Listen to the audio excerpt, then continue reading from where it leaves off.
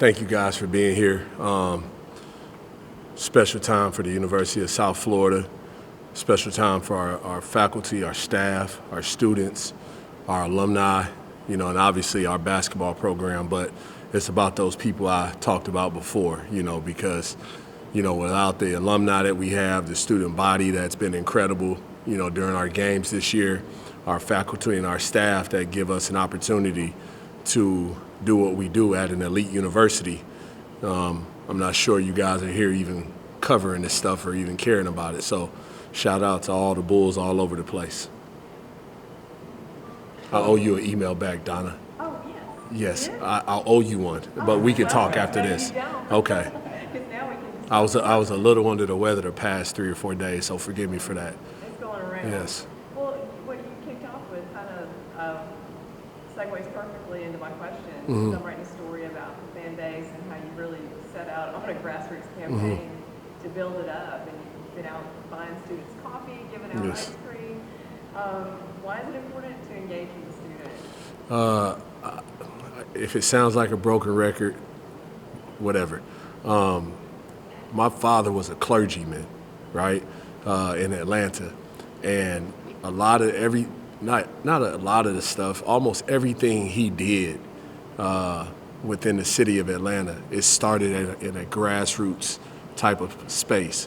And for whatever reason, I'm not going to say the country, right, but for whatever reason, we live in this really microwave environment in collegiate sports where people want it like today, right? They want it they want it yesterday, okay? And I still think there's value, a ton of value in building, right, from that grassroots space. Because then it can become really special then, like it is now, right? It hadn't been very long, and most people would say, well, yeah, it is kind of microwave. It's done yeah, but if you look at how we started the season, that wasn't microwave. that was putting the pot on the stove and letting the water boil a little bit and, going from there. So it was just important for myself, my staff, our student athletes to let our campus know that we are part of the campus. We're not separate from the campus. We're part of it, and we want to be a contributor to campus in a positive way. Right on, that's great. Have you had any surprises from the fan base? Surprises? Yeah. No, I hadn't seen any surprises because it's like, and most people don't see this part of it, but one of the first things I'll do. I did this at my last stop as well, but one of the first things I do when I get a job is I try to get in touch with all the former players as fast as I can. Anybody that has a story to tell about what the program used to be or whatever, I want to listen. Like I spend more time, God gave us 2 ears and one mouth for a reason, right? To God be the glory, right? So think about that. Like he gave us 2 ears and one mouth for a reason. Okay, and so I try to listen, and all I kept hearing about maybe my first month, 2 months on the job was how the Sun Dome used to be.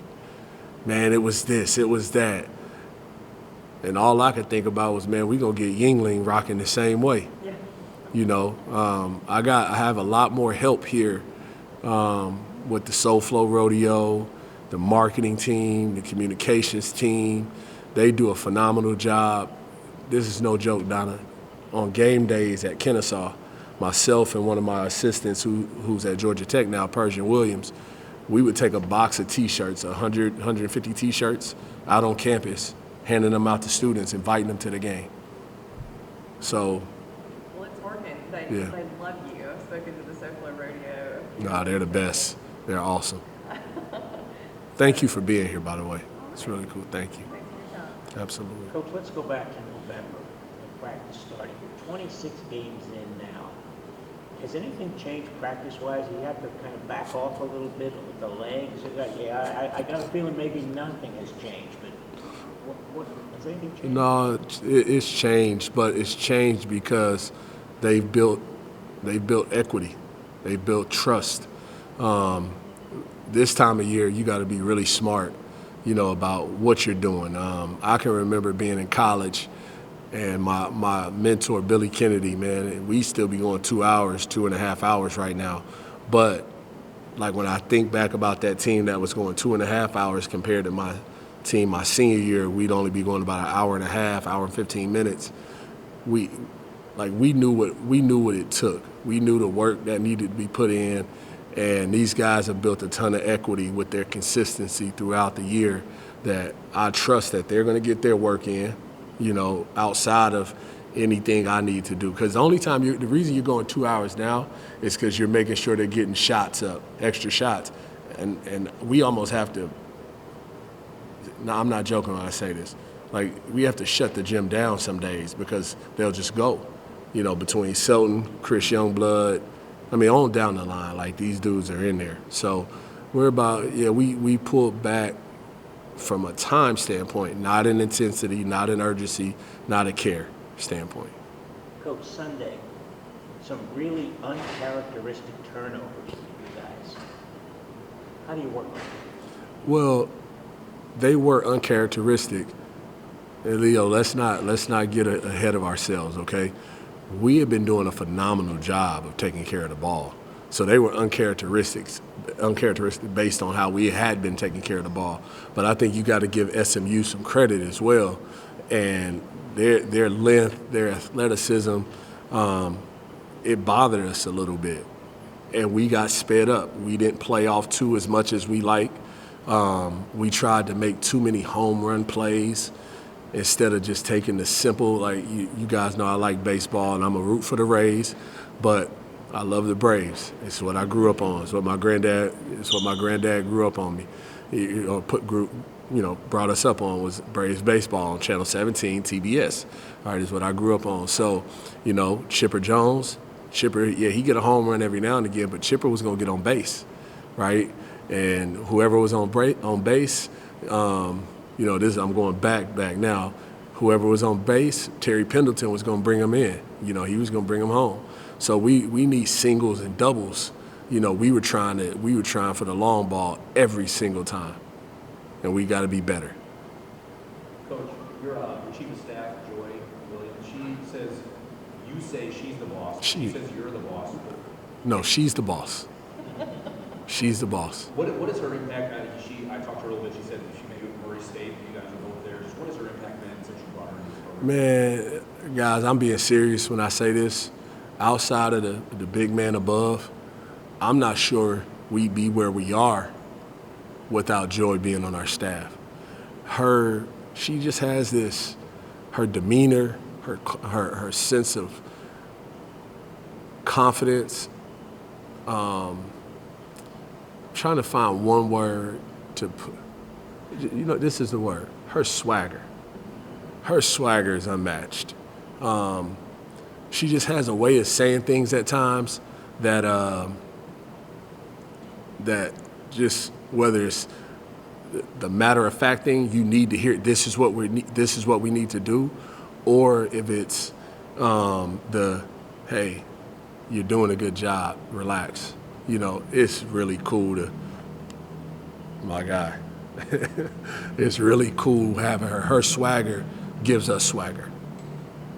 Coach, you said after Sunday's game, you might want to, the guys deserve a little break. Has there been a day where you said, this week, no basketball at all, or getting them back in? Well, I won't do that because Chris Youngblood, I would have walked in my office one of those days and my desk would have been flipped over because he would have had to find somewhere to take his aggression out. But we did take Monday off. Tuesday we practiced. It was a little bit of an individual development day because, again, this late in the season and throughout the season, you just start working so much on team that you forget the fundamentals, you just don't work on them as much. So we wanted to get back to the fundamentals. And so we took, Tuesday to do that. Wednesday, again, they lifted weights, they did some recovery stuff in the weight room, and then today and tomorrow we'll get after it. And I think we'll be better for it. But this group they've earned that. I trust them.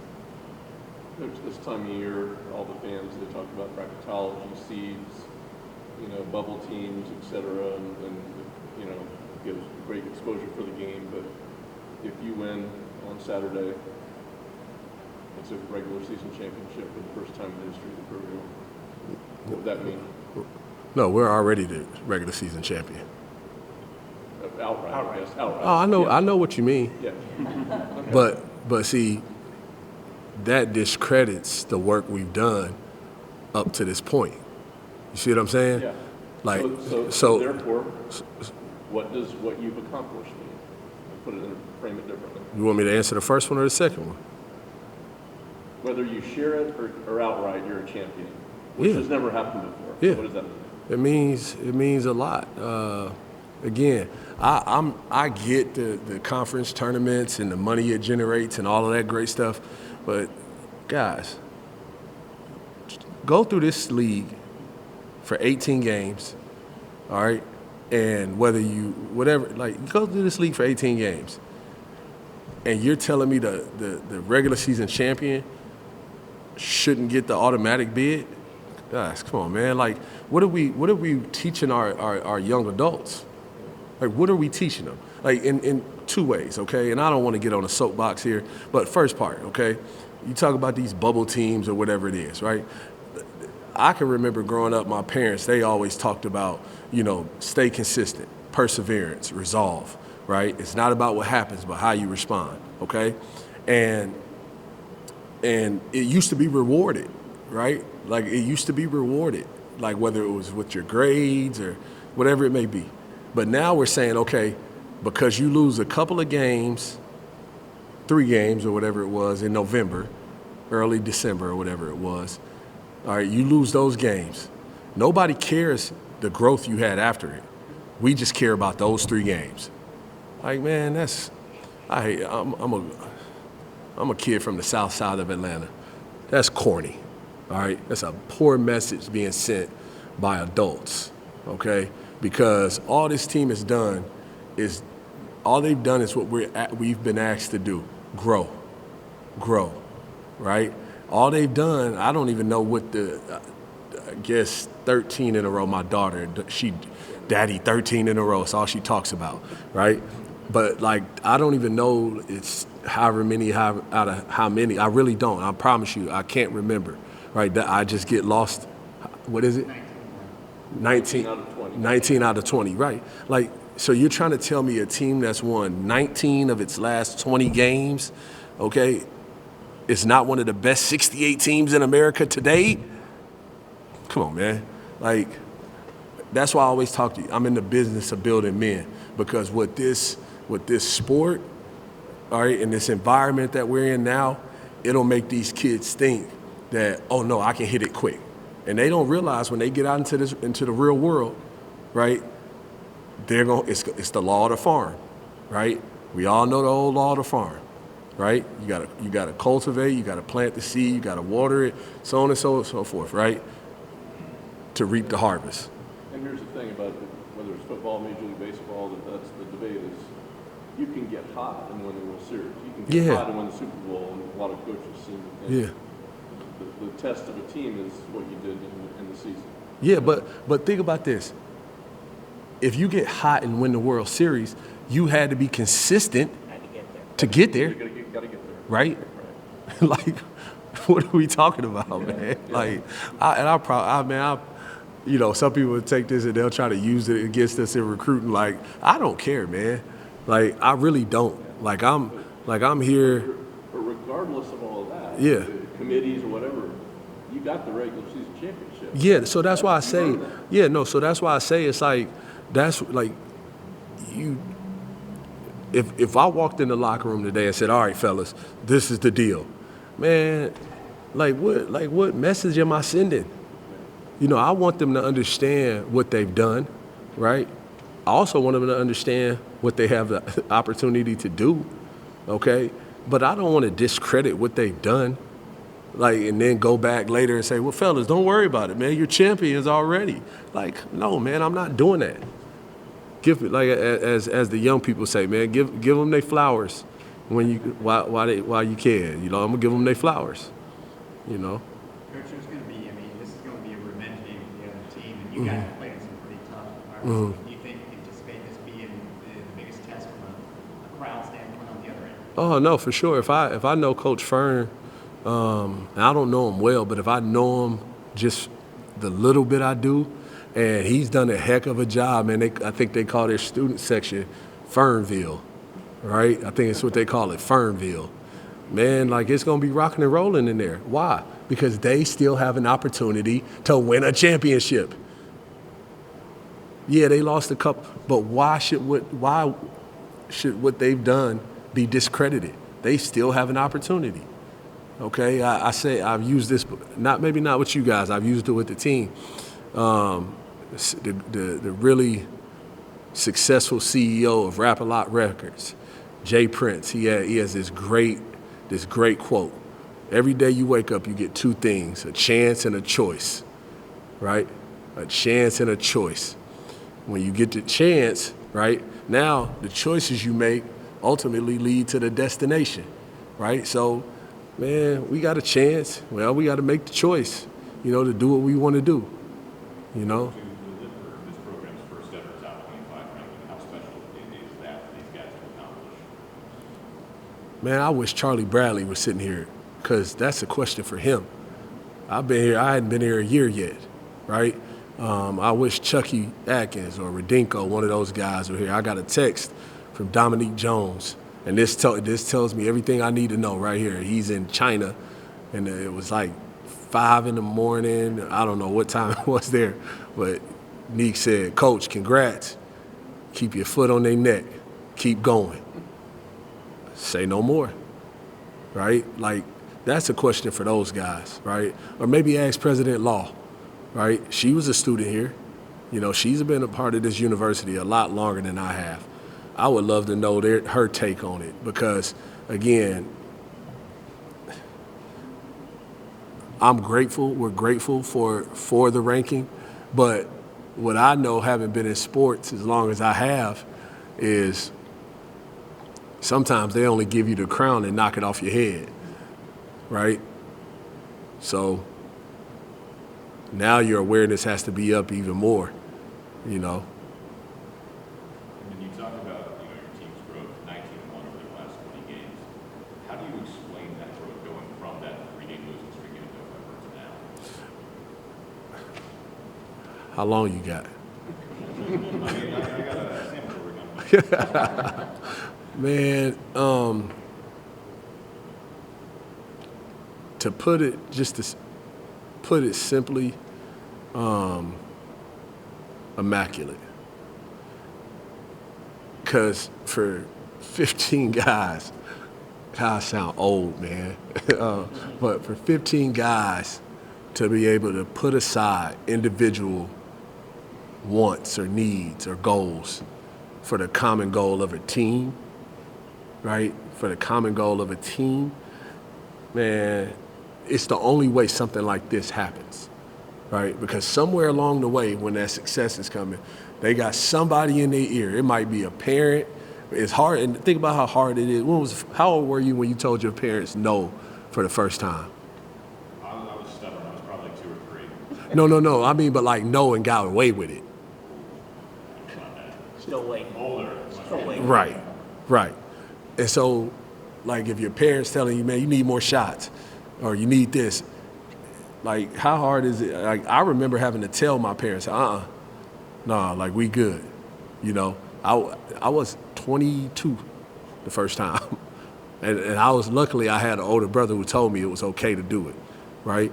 But it's just been immaculate to watch their bonds strengthen, their connection grow, their trust in each other grow. And then the last thing I'll say about it is, if you go from watching a team that, man, they didn't really care if they let the guy next to him down, to, man, there's no way I'm letting that dude down. Man, as a coach, I think it's the coolest thing you can ever pay attention to as a coach. And coolest thing you could ever see as a coach. Coach, I'm going to pick up on that answer. The first time you told your mom or dad no, is that when they became not your parents, but also your best friend? No, they became my best friends when I was 2 or 3. I needed them, right? But you know what? It's when they became. It's when they became my sounding board, if that makes sense. That's when they became my sounding board. When I told them no, and they didn't say, "Who you think you talking to?" Right? And they said, "Well, okay, I understand, but I just felt like I want." Oh, now I can take real things to them. Hey, Ma, what you think about this girl? I don't like her. Okay, never mind. Right?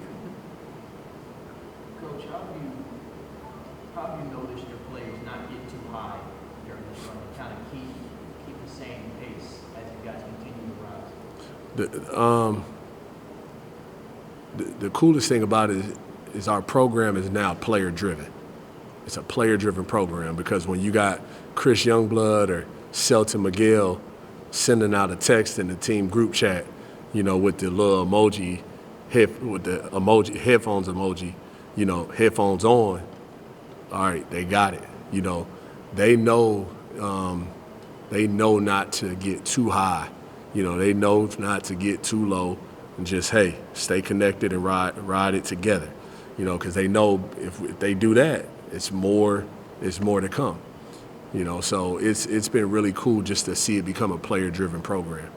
That's when special things happen. I said it, I think, Leo, what was it, December? When it becomes a player-driven program, special things will happen. As you said, be where your feet are. Be where your feet are. Perhaps more than anything else. Yes. Really defines this program. Yes, and that's what they've done. I'm gonna tell you the hardest thing. We talked about getting too high or getting too low. Sometimes it's getting too far out in front, right? And now you're missing things that are happening every day. Because again, as Leo or Joey once said to start, everybody wants to talk about bracketology, right? I'm gonna be nice and just keep going. But everybody wants to talk about bracketology, right? Well, the way you get to March Madness is just by being where your feet are. Because if you try to get there before everybody else, you're going to be there waiting a long time because these conference tournaments, right, they take a long time to get there, okay? So just be where your feet are. Let's take care of today. And if we do the best job being the best versions of ourselves today, man, the results will be what they're supposed to be. And that's what we need to stay focused on. Guys like Chris and B. Stroud, guys who work with the Kennesaw, guys that were there for that rebuild and are here for this, like retool this entire program. Rejuvenate. Yeah. What's that experience, that leadership? How crucial has that been? Oh, you can't put a value on it. But not just those two, right? People forget about Case and Jennings, who's been hurt, right? Like, we're pretty good now. If we had Case and Jennings, oof, if y'all come to practice, y'all, but anyway, but it's not just those three. People forget Kobe Knox has played in 2 NCAA tournaments, right? Like, his experience, his leadership, his poise is a big deal. People forget Case and Pryor won a Mountain West Conference championship at Boise State. He played in the NCAA tournament. People forget he played for a junior college national championship. His poise, his experience, these guys trusting one another, But what people forget about is this: Selton Miguel, Corey Walker, Sam Hines Jr. These guys knew this place better than any of us before we started the season. And for them to share certain things throughout the season about how cool it is to be a part of this team, like sharing that experience is just as important as anything that had to do with the NCAA tournament or winning the championship. Because if I said rejuvenate a second ago, our program has history, right? It does, okay? So unless you know where you've been, how can you know where you're going? unless I can walk out there every day in Yingling and I know it's possible. It's been done before. Okay, cool, let's go. No excuses. All right, so everybody's role matters, everybody's experiences matter. Coach, with senior night, I know we No. had the game on Charlotte, but with senior night approaching up on Tuesday, the senior class that you have on this roster. Man, we got one, like technically we got one senior on our roster. Like you realize that, right? Like everybody gets messed up with the COVID years, right? But we'll be honoring a couple more. Like I actually had to go back a couple of weeks ago. Like, hey, who we honoring on senior night? Because you got guys that are seniors, but they still have a year left. So. But I'm sorry. Go ahead and finish your question. I just meant just what would it be like for you to the home crowd and things like that. I know over the past few games, especially students have been rocking the New England. It would be like to end it on a high note there. Oh, it'd be awesome. It'd be awesome, but it'd be more about honoring those guys that would be, honored that night, because whether they've been here less than a year or been here 2 or 3 years, man, what they've been able to accomplish and do for this university, as I say in recruiting all the time, you're not making a 4-year decision, you're making a 40-year decision. All right, because this will be the place you bring your son or your daughter back to and say, hey, daddy put that up there, help put that up there. That's the decision you're making. This degree that you're earning from this university. And again, with it being the fastest growing university in the country, 20 years from now, 15, 20 years from now, can you imagine our alumni base? Oof. And with that alumni base, when Bulls help Bulls, what that will do for their, because they'll go, if it's God's will, to play professionally and they'll make good money. And then, as I tell them all the time, don't work for the money, let the money work for you. Right? I was a business major in college. My parents, they didn't play around, so it'll be really cool just honoring those guys, when that time comes. Anything else for Coach? Coach, you mentioned before that you guys are playing with an effort that honors God. What exactly does that look like when you set a standard? Can you put a standard on honoring God? I'm just asking you. I know you normally ask the questions. I'm just asking you back. When you say something like that, Yeah. I mean, and the scripture talks about it. Mm-hmm. So you're saying you gotta work as hard as you can support, right? Yeah, for sure. So what does that look like for this team in order to fit that type of standard? I promise you, I'm not trying to avoid your question. Okay. They know what it looks like. They know what it looks like. And they know what it doesn't look like.